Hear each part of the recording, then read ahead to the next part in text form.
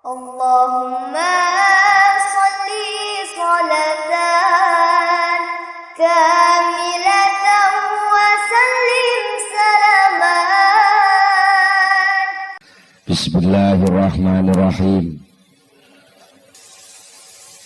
Kitab Al-Hikam niku kitab sing mboten enten bismillah, tegese mboten enten kawitane, nggih mboten enten khatamane. Niki nedahake lek kitab Al-Hikam niku diji pucuke tok nggih kenek, tengahe tok nggih kenek, pungkasane tok nggih kenek, utawa disungsang keng mburi mengarep nggih kenek, keng tengah mengarep mengguri ngoten nggih kenek. Mergi sedaya niku intine namung ngajak syahadat dari berbagai posisi sing dialami dening masing-masing pribadi lan menungso. Kula saking menika monggo dalu niki kita lumebet wonten ing kitab Al-Hikam. Dengan kalau sekedhik sampun kula aturaken ngingi masalah landasan awal kangge memahami Al-Hikam boten sanes kejawi manah ingkang sehat, nggih menika manah ingkang iman dumateng Allah Subhanahu wa taala. Pertama kali yang harus dicanangkan adalah keyakinan, kepercayaan yang kuat bahwa tiada Tuhan selain Allah sing iso ngenangene lan ngenak-ngenekno segala sesuatu niku mung Allah Subhanahu wa taala. Sakliyane Allah mboten enten napa-napane. Iniki kangge omben-ombene ati. Niku dasar awal. Mila wonten ing dawuhipun Syekh Ibnu Athaillah Sakandari ingkang pertama kali dipun dawuhaken ya menika nyangkut soal ketergantunganipun menungso. Ya menika soal iktimat. Dawuhipun ngeten, min alamatil i'timadi 'alal amal nuqsanur raja'i inda wujudiz zalal. Min alamatil i'timadi iku setengah saking tetengere gantung. Wong kuno lek maknane tetanggenan. Tetanggenan niku cara sakniki ngendel-ngendelke, duwe piandel. Termasuk tanda-tandane wong sing tetanggenan ning gone amal iku nuqsanur rajai, sudone pengarep-arep, cara wong sakniki hilangnya harapan, inda wujudi zalal, nalikane onone kesalahan. Niki iktimat, ketergantungan. Napa to iktimat niku? Iktimat menika pijakan cara bangunan nggih pondasi. Cara wong arep budal ngamal ngoten asas dasaripun perbuatan. Enten tiyang niku sing gantungno ngamal, napa gantungno keberhasilan niku melalui pekerjaan. Kalau saya bekerja keras, maka saya pasti sukses. Kalau saya beramal sungguh-sungguh, maka saya pasti masuk surga. Nah, niki jenenge mengaitkan antara amal dengan hasil. Niki pancen sebagai dorongan wong tuminta koyok-koyok bener. Tapi niku mungkin dibenturke tengene tauhid, tengene Allah Subhanahu wa taala niku kurang pas. Napa kurang pase? Mergo ngamal niku makhluk. Amal itu makhluk. Makhluk itu ya makhluk, bukan khalik. Karena bukan khalik, amal itu tidak bisa berbuat apa-apa dan tidak bisa membekaskan apa-apa, tidak bisa memunculkan apa-apa. Kalau toh selama ini kita amati, entah itu pakai ilmu sosial, ilmu apapun, ilmu eksak macam-macam, bahwa ada sebab dan akibat, itu sebenarnya bukan yang memunculkan akibat itu sebab tadi, tapi menurut keyakinan iman la ilaha illallah, sebab itu ciptaan Allah, akibat ciptaan Allah, cuma Gusti Allah lek gawe digandeng bareng. Bukan sebab yang membuatkan akibat. Bukan bekerja yang membuat orang sukses, tapi bekerja itu ciptaan Allah, sukses itu ciptaan Allah, karo Allah gawene digandeng, dijejerno. Buktinya apa? Suatu ketika Allah punya kehendak juga bahwa antara bekerja keras dengan sukses itu gak digandeng. Wis jeleput cul cilik jareke kerja dari yang paling nol dibayar oleh loro wis nglewat. Niku artinya sebab sukses oleh Allah diputus, maka Allah pun tidak memunculkan akibat. Kadang-kadang Allah juga memunculkan akibat, sebab itu dirahasiakan oleh Allah. Nah, itu sakarepe dhewe Gusti Allah. Sakarepe dhewe. Sapa ta sing nyono lek Gusti arep dadi presiden? Cara sebab politik pun mboten masuk hitungan, Pak. Kesehatan wis ora mungkin. Partai politik gak jadi ketua, partainya ya kalah pisan. Ini cara itu kan pun mboten pantes lah jadi presiden. Lho kok jadi? Mergo napa? Malikal mulki tu'til mulka man tasya wa tanzi'ul mulka mimman tasya. Karena pemegang kekuasaan itu Allah, bukan manusia. Kalau toh ada orang yang berkuasa itu bukan kekuasaan dia, tapi itu titipan dari Allah. Pas Allah gelem ngangkat dia jadi pemimpin, jadi malik. Tapi lek di tanzi'u, didedel, dicopot, dilengser, ya pira suwene. Dan itu tidak ada yang tahu sapa sing arep diparingi lan sapa sing gak diparingi, lan kapan lengsere, kapan munggahe, niku rahasiane Allah Subhanahu wa taala. Niku namine iktimat dumateng Allah.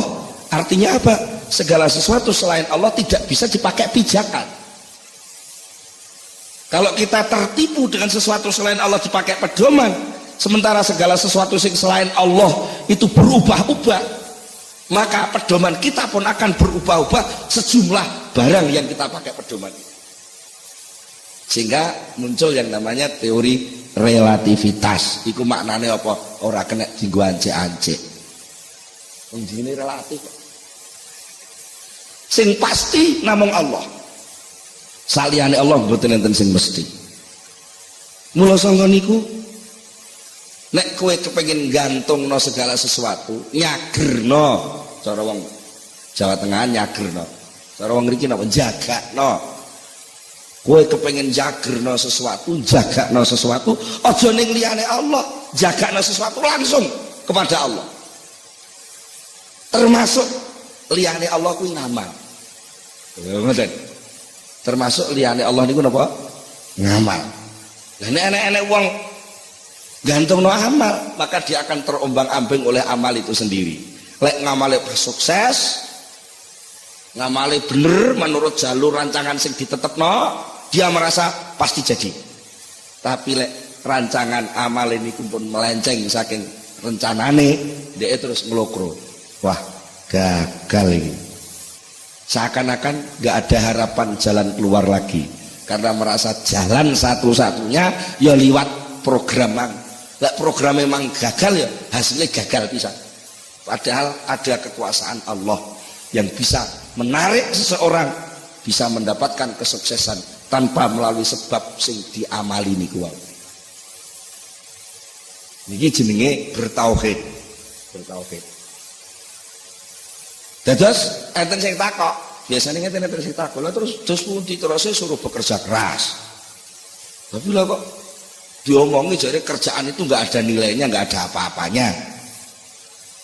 Niki perlu panjenengan sedaya pahami, orang Islam itu ditaklif, diperintah dening Allah untuk bekerja. Bekerja termasuk amal itu bekerja, sholat itu bekerja. Nggih, nyambut gawe teng toko, teng pasar niku bekerja. Niku sing merintah Allah. Nggih, perintah Allah. Ana kalane perintah niku bentuke fardhu ain. Masing-masing orang harus mengerjakan bentuk yang sama. Niku namanya fardhu ain. Enten sing fardhu kifayah. Masing-masing orang kewajibannya tidak sama. Niku jenenge fardhu kifayah. Buka toko buku niku fardhu kifayah.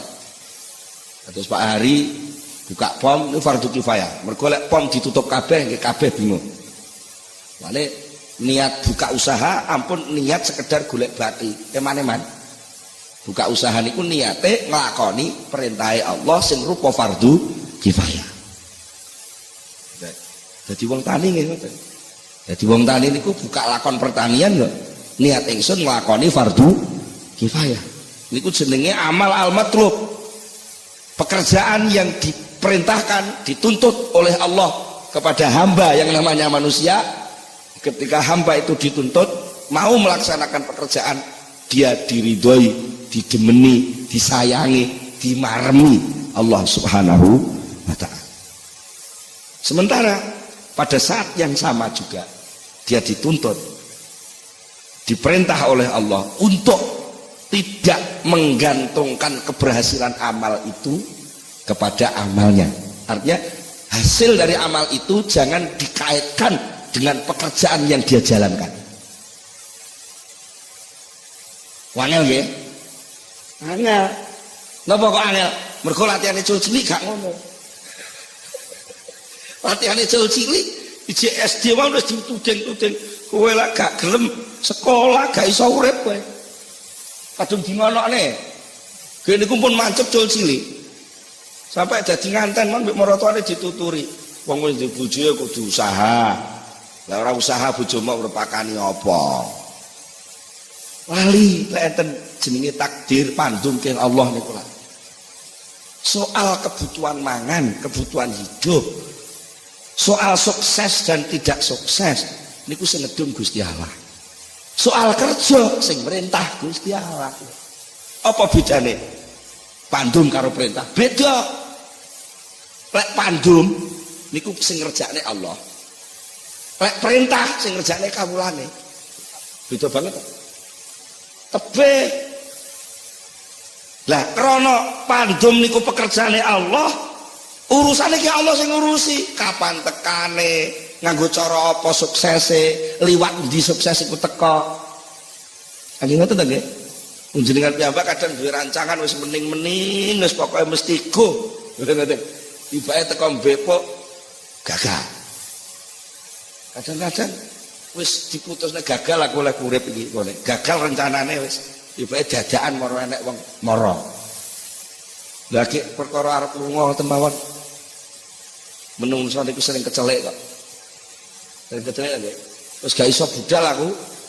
Gak iso. Gari-gari maro enek kancane teko saya budal. Niku lagi di luar rencanane menungso. Lan niku dadi gitu. Dadi. Dan nek ngono tengok-tengok ae ora usah usaha, jenenge wong purek.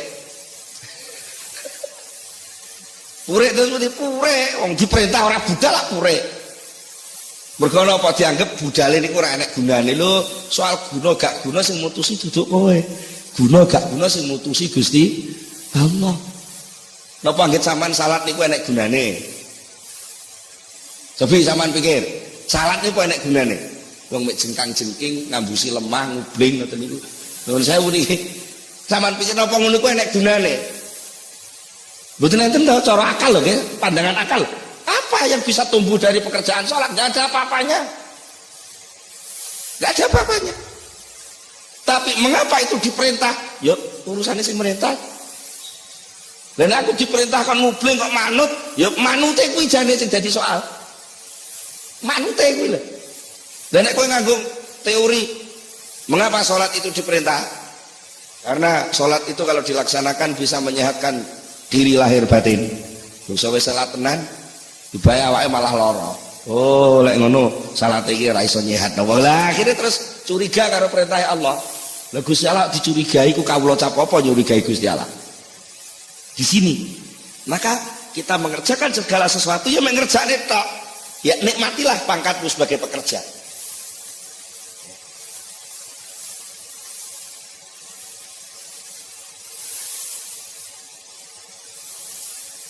Nikmatilah pangkatmu sebagai pekerja, karena pekerja, pangkat pekerja, amil itu penghargaan yang luar biasa.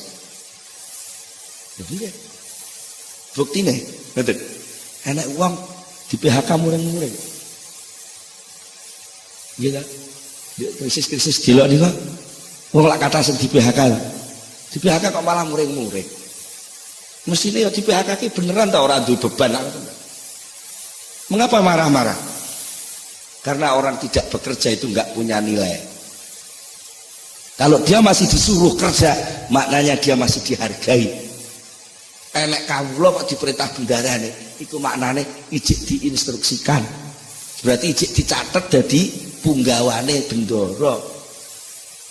Lah kok enek wong kawula diperintah ora budal. Iki jenenge piyambake tidak mensyukuri kedudukan dia sebagai hamba Allah. Akhirnya apa? Bekerja itu nikmat.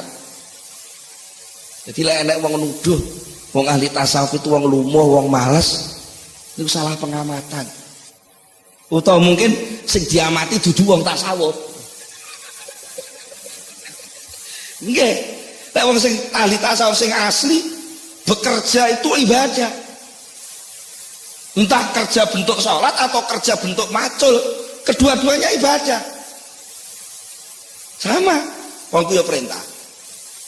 Ya cuma salah mawon to, nalika macul gak maca syahadat dadi rumangsane gak ngibadah. Rumangsane wong macul ku mek olah alik lemah terus engko oleh panen iku kekku. Ya salah besar itu. Mergo napa? Kedudukan hamba, kedudukan abdi itu tidak bisa lepas dan tidak terikat oleh waktu dan tempat. Sama jangan mengira lek ning masjid diikat jadi kaulane Allah terus lek ning toko ora. Lek sampean duwe keyakinan ngono maknane sampean rumangsa iso mbrojol saka wilayah kekuasaane Allah. Napa saged? Betul saged. Kok enek suasana mbrojol saka kekuasaane Allah. Ya engko lak Gusti Allah duwe kekuasaan terbatas. Buktine lha iku enek menungso iso metu. Lek wilayah kekuasaane tuan rumah mungkin ada batas. Ini ruang tamu, ini ruang pribadi, ini ruang tengah, ini ruang makan, ada batas-batas. Nek wis metu kok pager jenenge wis duduk wilayahku. Niku lek kula sing kuwasa. Kuasane Allah mboten enten pager. Tak terbatas. Maknane napa? Pangkat kawula sing nemplek teng menungsa. Niku esuk ya kawula, awan ya kawula, bengi kawula, setengah wengi ya kawula, tegese pangkat kawula itu enggak pernah lepas.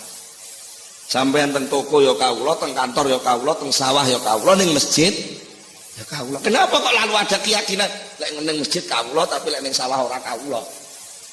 Lah niku akibatnya muncul penganggap seperti itu sehingga merasa bebas ketika keluar dari masjid, ketika merasa bebas keluar dari masjid, merasa nggak ada ikatan, ketika merasa nggak ada ikatan, nggak ada hukum, ketika nggak ada hukum sakarepe dhewe, nalika sakarepe dhewe tabrakan karo kancane. Itu awal dari kisruhnya wong sing gak rumangsa dadi kawulane Allah.